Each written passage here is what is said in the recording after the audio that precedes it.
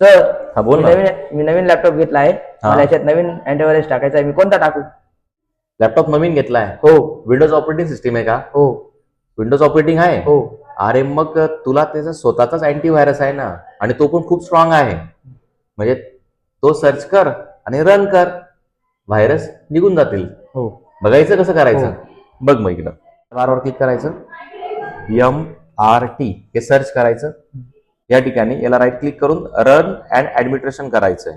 Okay, हा search होईल. समोर तुला अशी एक विंडो आली आहे, तिला काय करायचंय, नेक्स्ट बटनावर क्लिक करायचंय. 3 ऑप्शन मिळतात तुला, क्विक स्कॅन, फुल स्कॅन आणि कस्टमायझेशन स्कॅन.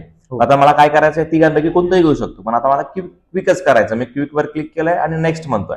आता नेक्स्ट म्हटल्यानंतर इथे जेवढ्याही फाईल्स असतील तुझ्या सगळ्या स्कॅन व्हायला लागतील. थोडा वेळ लागेल त्याला. ओके हो. तर मग आता याला किती वेळ लागेल?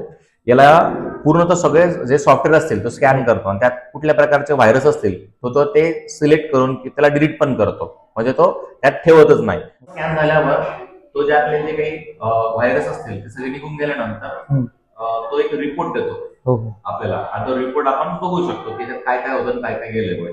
ओके, ते किती छान होतं. आज मला तुम्ही खर्चापासून वाचवलं. हो. त्यामुळे आपला खर्चही कमी होतो आणि आपले कामही पटकन व्हायला लागतं, आणि आपण मशीन पण एकदम चांगलं चालायला लागतं बरं का. हो बघ समोर आला रिपोर्ट तुझा. हो. तुम्हालाही असं अँटीव्हायरसचं काही काम असेल तर तुम्ही पण ट्राय करून बघा, तुमच्याही हे कामात येईल.